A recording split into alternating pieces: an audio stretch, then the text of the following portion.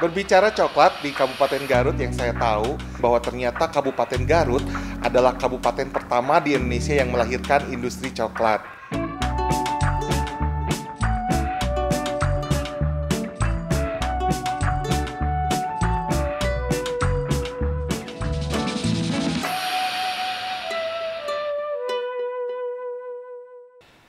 Sejarah coklat di Kabupaten Garut yang saya ketahui adalah walaupun Garut bukan penghasil dari biji kakao di Indonesia, tetapi olahan coklat di Kabupaten Garut sangat berkembang.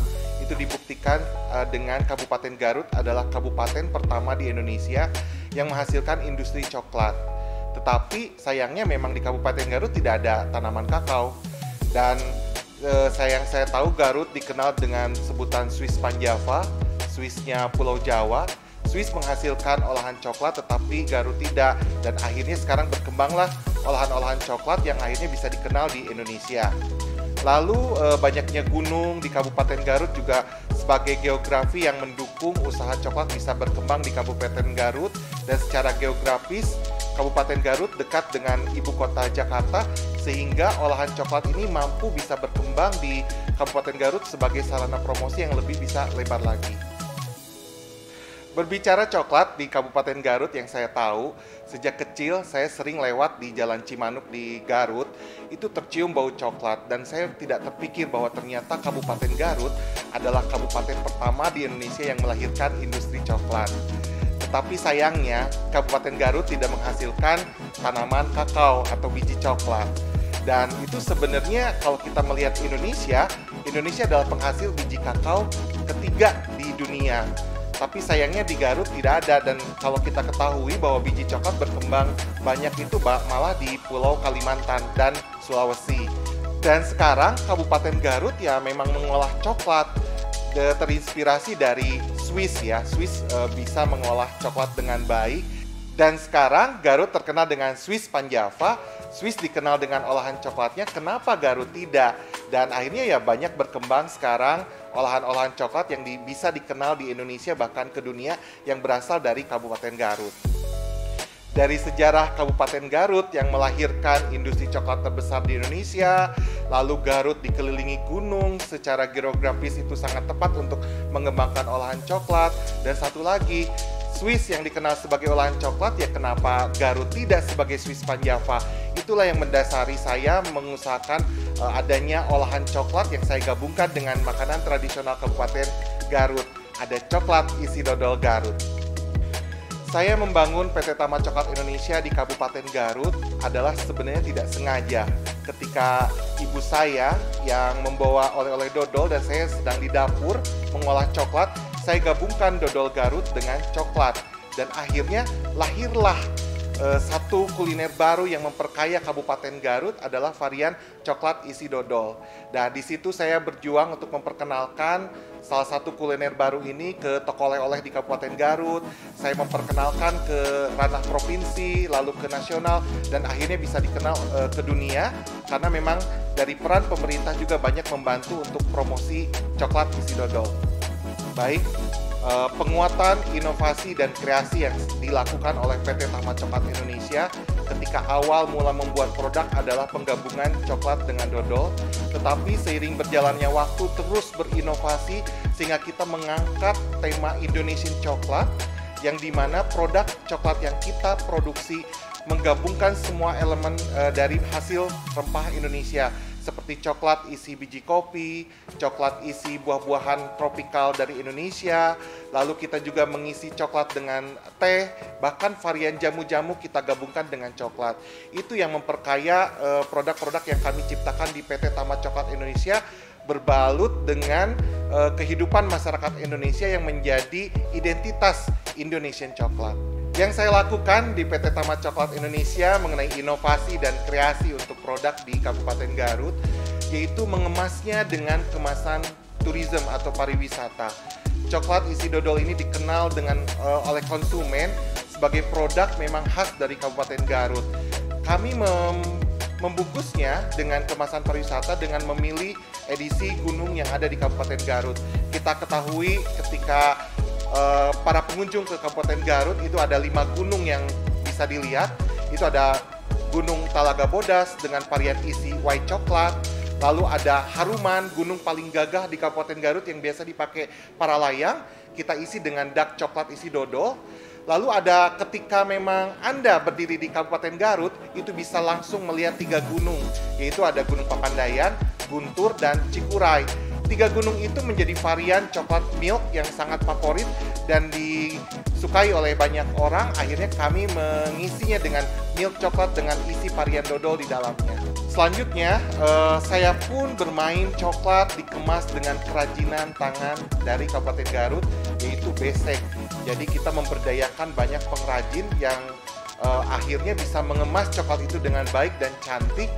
Hanya saja memang kapasitas produksi masih terbatas sehingga kami harus lebih banyak memberdayakan para pengrajin untuk mengemas coklat tersebut sehingga cantik. Nama produknya memang sangat cantik juga, yaitu Garut Gelis. Setelah saya menyentuh series gunung dan lalu saya membuat juga coklat dengan varian isi buah-buahan dengan dikemas oleh besek, saya pun terus menggali potensi Kabupaten Garut terutama dalam bidang pariwisata. Makanya saya mengangkat juga Candi Cangkuang ke dalam coklat. Lalu ada curug-curugan, ada pantai Kabupaten Garut itu banyak banget dan kita bisa angkat melalui coklat. Lalu jeruk Garut pun tidak luput untuk kita angkat, kita olah juga dengan coklat. Dan akhirnya PT Taman Coklat Indonesia setelah mengembangkan produk-produk di Kabupaten Garut, kita pun menginginkan pasar lebih luas lagi. Akhirnya kita memproduksi produk-produk dari dengan identitas daerah pemasaran yang lainnya seperti Kota Bandung, Bogor, di Jawa Barat ya.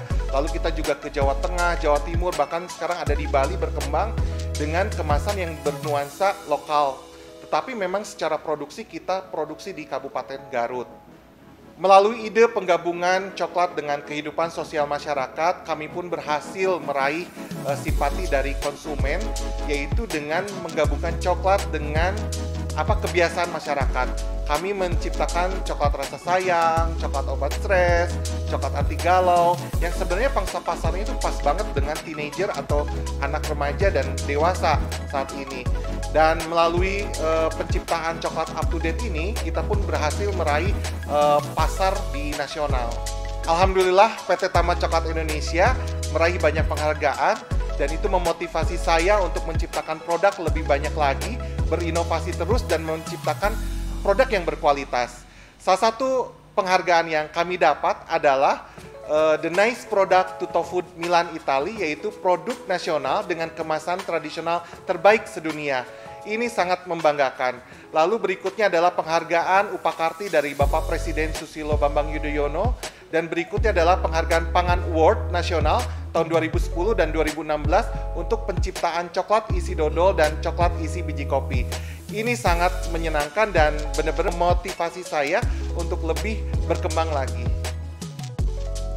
Dan dari penghargaan tersebut itu sangat berpengaruh besar terhadap kepercayaan diri, terhadap pengembangan inovasi dari tim kami sehingga bisa terus mengembangkan lebih besar lagi ke seluruh Indonesia, dan kita pun bangga bisa memperkenalkan produk kami tidak hanya di Indonesia tetapi juga ke luar negeri.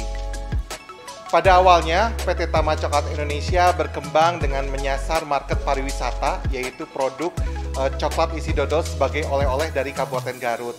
Tetapi seiring berjalannya waktu dengan banyak produk yang kita ciptakan, kita bisa mengembangkan pasar bahkan ke daerah-daerah lain. Tadi dari awal saya sudah menjelaskan bahwa produk-produk yang kita ciptakan ada yang khas juga dari Bandung, Bogor, Jawa Barat, Jawa Tengah, Jawa Timur, Bali, dan daerah lainnya di Indonesia. Sehingga kita pun mengangkat produk-produk pariwisata setempat dan mengangkat coklat-coklat di daerah tersebut. Selain produk pariwisata yang kita ciptakan, akhirnya kita juga bergeser kepada pasar modern atau retail. Ketika pandemi ini memang berdampak terhadap pariwisata, kita pun berpikir untuk berinovasi, menciptakan sebuah produk yang bisa dikonsumsi harian oleh konsumen. Dan alhamdulillah kita bisa berhasil masuk ke pasar retail, yang sehingga kita memproduksi coklat secara massal di masa pandemi ini.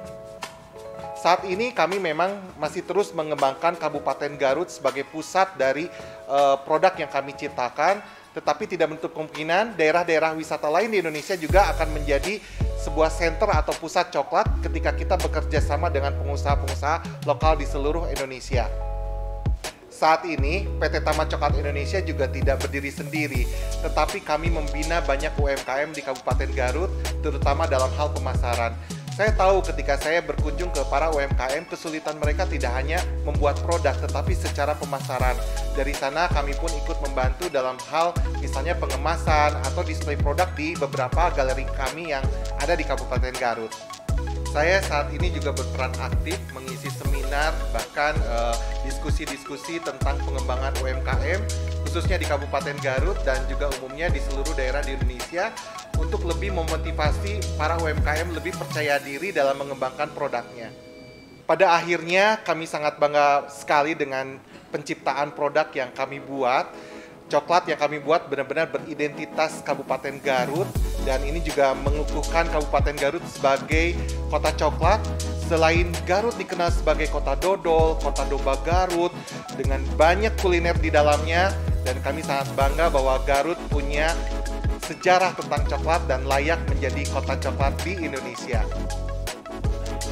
Kendala kami dalam memproduksi coklat tentunya pasti adalah Indonesia ini memiliki iklim tropis, panas, dan akhirnya produk yang kami ciptakan juga ketika pengiriman, distribusi itu selalu meleleh.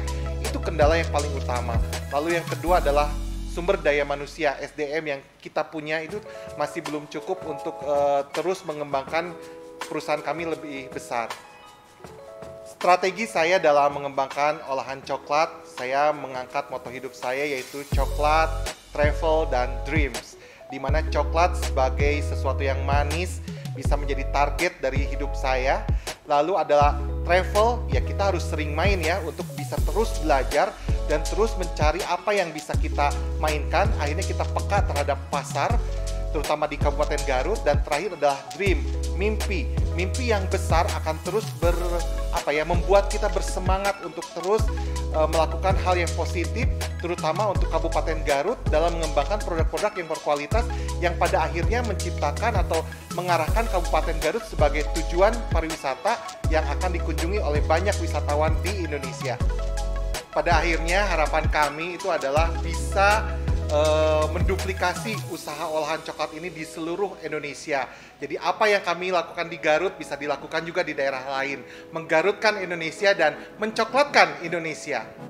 Kami menciptakan representatif galeri-galeri coklat di Kabupaten Garut sebagai sarana promosi kepada para pengunjung wisatawan di Kabupaten Garut. Salah satunya ada Museum Coklat, yaitu Museum Education yang mengangkat edukasi tentang coklat yang berkembang di Kabupaten Garut. Lalu ada Castle, Istana Coklat di pusat kota Garut, itu juga menjadi daya tarik. Pada akhirnya, para wisatawan datang ke Garut akan mengunjungi kami dan melihat usaha olahan coklat kami. Kami membuat representatif tempat galeri-galeri coklat olahan di Kabupaten Garut. Salah satunya ada Museum Coklat, Coklat Education. Jadi di sini konsumen bisa belajar tentang pengetahuan berkembangnya coklat di Kabupaten Garut. Dan satu lagi, kita pun ada Istana Coklat di pusat alun-alun Garut ya, di pusat kota Garut. Itu bagaimana megahnya sebuah impian membangun sebuah usaha olahan coklat, dan kita terapkan di pusat kota Garut sebagai juga tujuan wisata pada akhirnya orang-orang yang datang ke Kabupaten Garut.